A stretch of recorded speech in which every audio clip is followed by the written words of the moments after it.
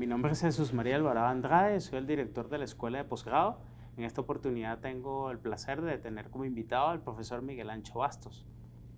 Profesor Bastos, bienvenido. Muchas gracias, doctor Alvarado. No, el placer es nuestro. Vamos a tener una conversación, la dividiré en dos partes. Una primera parte referida a temas de burocracia, de administración pública, de estadolatría, y una segunda parte que vamos a hablar sobre, básicamente sobre temas de formas políticas.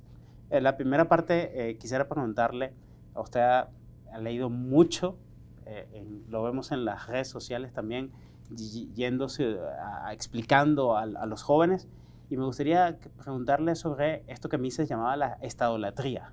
¿Cuáles son los efectos que tiene esta estadolatría, no solamente en el pensamiento político, sino efectos también políticos concretos? Bueno, la idea de que los intereses del Estado están por encima de los intereses de la persona es uno de los puntos. Pero también, por ejemplo, la idea de que el Estado sabe más que las personas. Que digamos que el conocimiento que ofrecen los Estados es un conocimiento como neutral, eso es un conocimiento preciso y que goza como de un plus de credibilidad frente al conocimiento, por ejemplo, de un científico individual o de un profesor individual. Supuestamente los datos y las cifras y las opiniones que ofrecen, por ejemplo, los expertos del gobierno, pues tienen como más peso que los otros. Se vio en la pandemia, ¿no? Y eso es un ejemplo de estatollatría, pero eso yo creo que viene de Hegel casi todo.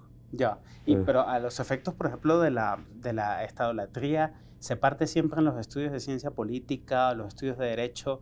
Es como que si el Estado es la única forma política y por tanto todas las discusiones giran en torno a qué puede o no puede hacer el Estado, y es como que si no hubiese otra posibilidad de pensar o de estudiar las cuestiones políticas. Cuando habla usted de estatología, está apuntando a este tipo de cosas. Igual que los teólogos, por ejemplo, medievales, pues ya partiendo de la base de que Dios existía y a partir de ahí construían una cosa, toda la moderna ciencia política, la moderna teoría del Estado, parte de que el Estado existe, tiene atributos de bondad, de sabiduría, de perfección, ¿no? Y que no hay que discutir su existencia, simplemente es ver cómo actúa o cómo puede usarse para hacer una determinada cosa. Y cuando habla de estatología, fíjese también otra cosa. El Estado, los atributos del Estado son en buena parte sacados del culto religioso. ¿No? Normalmente en una iglesia pues hay un culto, ¿no? Por ejemplo, un culto de la tría, que se llama así, que es el culto a Dios. Pues cuando es el momento de la consagración, pues uno pone de rodillas, se pone uno de pie, o sea, hay una serie de rasgos, como el culto a los santos, ¿no? Los cultos de Dulía, de Superdulía, etc., ¿no? Bueno, pues al Estado también hay que prestarle culto, ¿vale? Realmente, porque hay que ponerse de pie cuando suena un himno, ¿no? Que es el mismo tipo de... Claro, una cosa es respetar eso, que nadie critica. Pero digo, no se está exagerando un poco, no se están atribuyendo, digamos, al Estado atributos que antes tenía la divinidad. Yeah. Y el culto que se le debe prestar es un culto semejante en ritos, formas, etcétera, al de la divinidad. Pero cuando se aborda, por ejemplo, los temas de ciencia política con una perspectiva anárquica o anarquista, creo que Buchanan le hablaba como una especie de anarquismo filosófico, o sea, adoptemos incluso una posición anárquica para ver cuáles son los problemas o no del Estado. Básicamente mucha reacción en contra. La mayoría de la reacción de la gente es, pero es que el anarquismo es imposible, claro, es una mala teoría, etc. ¿Qué opina usted de eso? A ver, ese mismo argumento que le decían a los ateos en otros tiempos. No. ¿Cómo no va a dudar de la existencia de Dios? ¿No? Pues digamos que yo soy un poco agnóstico, escéptico respecto del Estado, ¿no? Claro. Es lo mismo, solo que pasa de Dios se puede salir del Estado, ¿no. Claro, y los efectos académicos debería al menos tener ese ejercicio, ¿no? Sí. Eso de tener una especie de visión anárquica para por lo menos contrastar cuáles son las ventajas que predica la estadolatría y cuáles son sus desventajas. No, claro, y explicar un poco el culto también, ¿no? Claro. ¿Qué es eso y por qué hay que rendirle, digamos, algún tipo de tributo, algún tipo de homenaje, escribirlo con mayúscula, por ejemplo, cosas así. ¿No? Antes, eso en español antes se lo usaba solo para Dios, por ejemplo. ¿Y qué opinión le merece esta visión que se tiene de... Hay algunos autores que dicen, bueno, en nuestra tradición, por ejemplo, hispana, a partir de la corona española, la monarquía hispana, se parte de que nosotros no conocíamos estados, sino que era otro tipo de forma política y que la idea de estado es una idea más protestante, es una idea más de los teóricos absolutistas. Y entonces en América Latina hemos querido desde nuestras independencias construir estados. Sí. Y los estados funcionan muy mal. Sí. Hay gente que dice incluso que no son estados modernos y se empeña en construir burocracia. Claro, no, es que estado moderno es un artificio, un artefacto, una tecnología, o sea, una organización relativamente reciente. De hecho, se discute cuándo empieza a hablarse de este concepto. Unos hablan de Westfalia, por ejemplo, otros hablan, por ejemplo, de la Prusia del siglo XVIII, que instala por primera vez sistemas educativos a gran escala y burocracias profesionalizadas, no patrimoniales, sino patrimonializadas, que son burocracias del Estado, no del rey. ¿No? Y después, a través de la Revolución Francesa, cuando digamos que el Estado se constituye en una forma abstracta. Son procesos que son paralelos y después que se van sintetizando. Pero la idea del Estado es como una forma abstracta. Antes el Estado, el poder político era una persona. Claro. Si yo le pagaba tributos a un rey, a un conde, a un duque, a un marqués, a una persona, a un obispo, ¿vale? Pero si le pagamos a una persona, yo veía que esa persona era la que cobraba el tributo y después lo gastaba. Pero ahora no le pagamos tributo a una persona, creamos una especie de ser ficticio. Aunque después ese ser ficticio, quien reparte el dinero que cobra, pues son los que ocupan en cada momento el poder político. No. Yo le pago dinero, o sea, yo realmente le pago dinero al gobierno español y después él lo reparte de acuerdo con sus presupuestos, cosas así. Pero yo no lo estoy pagando a una persona concreta, pues a Pedro Sánchez, a Feijóo, a Rajoy o a quien sea, sino que lo estoy pagando supuestamente a España. Ya. Y entonces, partiendo de esa idea de que se puede discutir más o menos el origen del Estado, algunos lo sitúan como la Revolución Francesa, como usted dice, otros que se ve patente más en el tema de Prusia, con la burocracia, sí, etcétera. Buena parte de la literatura moderna que sigue a esas visiones parte de que, bueno, entonces lo que hay que construir son administraciones racionalmente organizadas, claro, esquemáticas, burocratizadas. Con división del trabajo estricta, con su jerarquía, con también su elemento de abstracción. Correcto. ¿No? Pero usted ha sido crítico de eso. Con separación, por ejemplo, del puesto del cargo, o sea, del puesto del cargo. Es decir, antes usted, por ejemplo, me gusta mucho contarlo, antes en la Edad Media usted iba a escuchar a un profesor. Sí. Iba a París o a Bolonia, donde fuera, iba a escuchar una clase de Juan de París, iba a escuchar una clase de Tomás de Aquino, iba a escuchar una clase, ¿no?, de Pedro Abelardo. Iba a escuchar a un señor o una señora, pues lo que fuera, pues iba a escucharlos usted allí a como hablar, pero iba a un sitio. No, ahora lo que viene a escuchar es al profesor que le pongan. O sea, usted viene a una facultad y le asignan un profesor, no va a escuchar a un profesor, cualquier profesor que sea, vale, es decir, no es lo mismo, y a todos los efectos prácticos igual uno que otro, ¿no? Hay una separación ya de eso, es decir, simplemente el que tiene la potestad de enseñar es el que está en el cargo, tenga o no tenga nada que decir. Ya. Pero, o sea, muchas veces tiene muchas cosas que decir, pero no estoy criticando la calidad del profesional, sino que independientemente de la calidad, quien le asigna, es un profesor asignado burocráticamente. Claro, puede ser asignado burocráticamente, sí, que tiene que además dar un contenido que ya ha sido definido sí, anteriormente. No es que va usted a escuchar a un señor o una señora, va a escuchar a quien le pongan. Y en esta idea un poco medieval. Y solo quien le pongan es el que... Igual que el juez.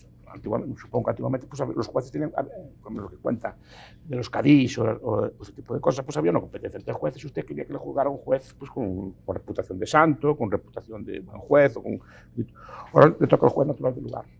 Pero en ese sentido claro, en ese sentido le quería preguntar, porque cuando se habla de estas ideas de competencia de jurisdicción, sí, que remiten más o menos a la Edad Media, básicamente, profesor Bastos, la mayoría de la gente dice, no, pero eso es en la Edad Media. Sí. En el mundo moderno, más bien tenemos que buscar racionalidad, organización, etc. Y usted ha sido muy crítico eso en el ámbito de la burocracia. No veo que sea más racional una burocracia así maquinal, una burocracia con su división del trabajo, ¿no?, con su geometría incluso, ¿no?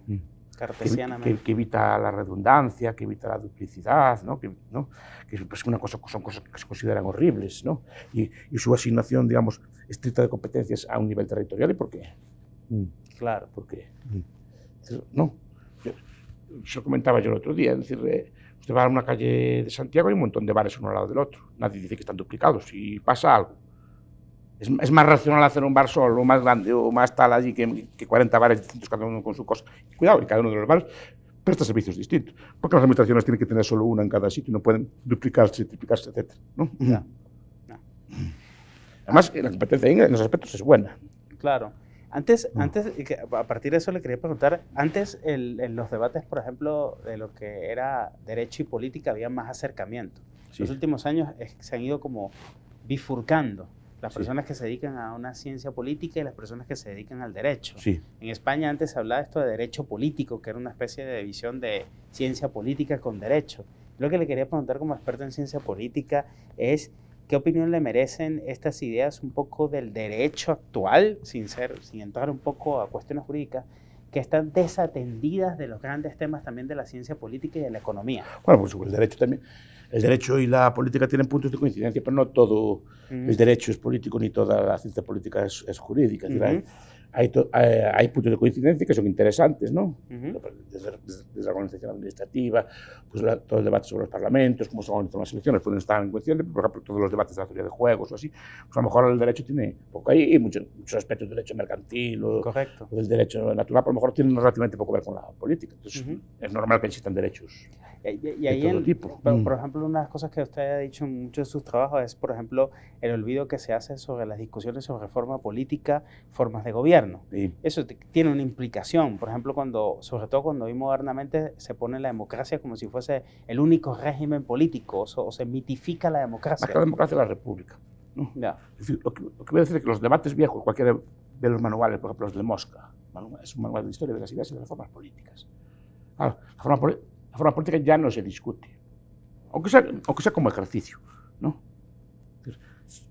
La ciencia política moderna se basa en la democracia, pues en la forma de nuestros días, y todo lo que es los desarrollos de la ciencia política son basados en la democracia, como son las elecciones, cómo son los partidos políticos, cómo son los autores democráticos, qué teorías de la democracia. Cuidado, y está bien, probablemente sea la mejor forma o no estoy discutiendo esto, pero aunque sea como ejercicio, sí podíamos discutir formas alternativas, porque antes yo leía los libros viejos de política, todos tenían allí, pues eso, no la dictadura, pero sí que la monocracia, la aristocracia y la democracia, ¿no? Y sus respectivas degeneraciones, como decían los tratados antiguos, ¿no? Pero como objeto democrático no se discute, o qué forma se puede haber, o por ejemplo, los debates que hay modernos sobre la tecnocracia, ¿no? Se da de hecho, pero no se discute como una forma nueva, y las democracias modernas tienen un punto muy importante de tecnocracia, y eso no se discute. Es decir, hay muchas decisiones que supuestamente son democráticas que no se deciden democráticamente, sino que deciden un grupo de expertos y deciden ellos lo que es bueno. Estamos viendo toda la política monetaria y muchas otras políticas, incluso la política sanitaria de estas pandemias, ¿sí? No fue una política democrática, no hubo consulta en ninguna relación. Claro, sí. La tecnocracia, que también es una forma política potencial, no se discute nada de ella, se da como, bueno, los expertos deben gobernar, y qué tipo de democracia queremos, etc. ¿Cuál es el alcance de la democracia? Debates de estilo. ¿Tiene algún tipo de límite en su extensión? ¿Hasta qué punto puede llegar la democracia? ¿Qué es lo que puede votar la gente, digamos, ¿no? Y cuando dice que no se discute, le quería preguntar sobre esto. Buena parte, cuando lo he escuchado en muchas conferencias, usted casi siempre al final recomienda una literatura que es prácticamente desconocida. Los jóvenes lo valoran mucho, que me parece algo muy importante. A los efectos educativos, universitarios, pero en general, ¿qué efectos tiene o hay una relación entre olvidar estos grandes temas y ya no leer esa literatura? Es que claro, estos libros así que estoy hablando no están prohibidos. Están en las bibliotecas y muchas veces se consiguen fácilmente en internet o se pueden descargar, están en páginas de libre descarga. Para que no se habla de ellos. Entonces, yo a veces me gusta, pues mira, hay otros autores, hay otras cosas, por lo menos úsenlos como contraste para ver lo que están viendo ahora, ¿no? Porque ahora parece que todo discutido, ya hay una solución correcta y lo discutimos así pequeños matices, ¿no? Y los grandes debates de la política son estos, debatir las formas y la evolución de las formas y la degeneración, como decían los antiguos, de las formas, ¿no? Ahora, pasando a un tema que yo creo que es complementario, al cual usted le ha dedicado también bastante tiempo, es el hecho de podemos discutir ideologías, podemos discutir ideas, podemos discutir, pero también hay una parte importante que es el método. Entonces, por ejemplo, en el caso de la escuela austriaca, se ha dejado un método, el individualismo metodológico, una metodología. ¿Qué importancia tiene el rescate de esa metodología en particular? Digo esto porque a veces la gente relaciona escuela austriaca con liberalismo, pero no necesariamente. O sea, la escuela austriaca es una metodología. El método es muy importante, porque si no, tiende a ver las cosas de forma holista. Y en la mente se acostumbra a ver las cosas de forma holista. Rusia invade Ucrania, o España comerció con Francia y el saldo. O sea, empezamos a pensar en términos de colectivos pensando que es una señora que comercian entre ellas, o la sociedad española es de izquierdas, o la sociedad española es de derechas, o la sociedad española, como la sociedad española, pues habrá señores de España que son de derechas, habrá señores de España y señoras que son de izquierdas, otras cosas, pero no es España, es de izquierda. Eso, España es una abstracción. Ese tipo de abstracción la usamos todos los días en las ciencias sociales. El español medio gana tal. No hay español. El español medio no sé si existe en alguna parte. Estamos todo el día precisamente por olvidar el método. Entonces, tendemos a pensar como si todo fuera lo mismo y que ganamos todos si ganamos tal cosa, si exportamos todos, parece que ganamos todos, y si importamos mucho, importamos todo. No. O España se viró a la izquierda, o España viró a la derecha, ese tipo de cosas así. No, las personas, cada una de ellas cambia individualmente. La suma agregada es lo que cambió. Pero no es que de repente, de la noche a la mañana, España, que no sé exactamente lo que es, o Guatemala, o Francia, no es pues España, pues cambiaron de forma de ser, no cambió nada, son personas individuales cambiando. Sí, eso es como muy importante porque creo que eso complementa las discusiones de las ideas. O sea, que a partir de un método a lo mejor podemos tener más avances en las ciencias sociales, como logró la escuela austríaca. Pues. Sí, por ejemplo, yo lo veo muchas veces en mediciones de ideología. El español es 3,9. Y dentro de España, pues Galicia es el 4 y el otro es el 2, y Galicia el 4, el 2, que es una medición de ideologías. O sea, yo puntúo mi ideología de 0 a 9 y usted puntúa la suya y tal, y toda esa mezcla agregada de todos los españoles da 3,2, pero nadie a lo mejor es 3,2. A lo mejor no es nadie en concreto, pero parece que España es así. No, hay muchos españoles muy de derechas, otros muchos españoles muy de izquierdas, otros son moderados, pero no es España el 3,2. España o Guatemala o Francia o Venezuela. Sí. Hay dos temas que le quería preguntar, que uno es el tema del constitucionalismo, donde sé que usted es un poco crítico, en el sentido de que todo el programa constitucionalista parte de esta idea de que, bueno, a partir de un diseño constitucional racional, podemos lograr entonces ampliar la libertad individual o las libertades económicas. ¿Cuáles serían las críticas que usted le hace al constitucionalismo en general? No, esto incluso autores tipo liberales como Cannon son mucho de establecer constituciones, ¿no? O Tulloch, ¿no? La idea de que por escribir un documento político, el documento político obviamente tiene influencia, el documento político pues, puede contribuir a la educación de las personas, pero el documento político, si no hay poder que lo respalde, al final queda en nada, ¿no? Entonces, muchas veces yo veo países, leo constituciones de otros países, bueno, derecho a no sé qué cosa, a la salud, a la vivienda, a la infancia, y viajo a ese país que leo la Constitución y veo pobreza, que no se cumple la vivienda, que no se cumple esa. Entonces, el papel, porque está escrito un papel, no se va a cumplir la cosa. Son necesarios medios para llevar a cabo todo eso. Y lo mismo, si la Constitución pone una cosa, después las relaciones de poder internas no las cuenta la Constitución, simplemente la Constitución no se cumple. Pero hay muchas personas, profesor Basto, que piensan, entonces dicen, ok, pero entonces, dado que la Constitución tiene esa cantidad de derechos y se requieren de esos medios, el medios tienen que ser unas burocracias fuertes, con mucho poder, un derecho administrativo bastante fuerte para que eso sea posible. Sí, y piensa que por mero hecho de haber una burocracia, el derecho se va a garantizar. Si tendrá los medios y si sabe hacer. La burocracia al final está hecha de personas también. Si las personas que están allí pues, no tienen buenos conocimientos, o no son competentes, o no tienen incentivos para hacer las cosas, muchas cosas no se cumplen, o no se hacen. Hay muchos países muy burocratizados que las cosas siguen fallando igual. No es por tener ese tipo de cosas. Aparte que la burocracia tiene algún tipo de ventajas, pero no es la mejor forma de hacer las cosas, ni de asignar bien los recursos. ¿No? Que tiene ventajas, por ejemplo, supuestamente es neutral, se adquiere con un principio de mérito. Yo creo que a veces es un poco un principio de desviación de fines. Porque querer garantizar la objetividad en el proceso, que es algo que está bien, no estoy discutiendo, la transparencia, todas las cosas, se priman una serie de principios, por ejemplo, de selección, que no son los adecuados para un puesto. Por ejemplo, yo quisiera contratar, por ejemplo, un vendedor de zapatos. Un señor o una señora que me vendiera zapatos en una zapatería o que me atendiera la barra de un bar para mi bar, ¿no? Pues lo escogería yo, miraría cómo es, si es agradable, si sabe vender, si sabe comprar, si sabe atender a la gente. Eso sería lo que miraría. No le haría un examen, ¿no? Pero más del examen y este tipo de cosas es que, muy bien, yo lo que sé hacer es estudiar. Pero yo aprobando un examen, pues me ponen a atender a la ciudadanía y no, yo sé hacer exámenes, pero a lo mejor mi carácter o mi forma de trabajar no es la adecuada para atender al ciudadano. Y al revés, yo a lo mejor saco un examen para un trabajo que necesita pues, un carácter más seco o una cosa más seria o así. A lo mejor lo saco a una persona muy divertida simplemente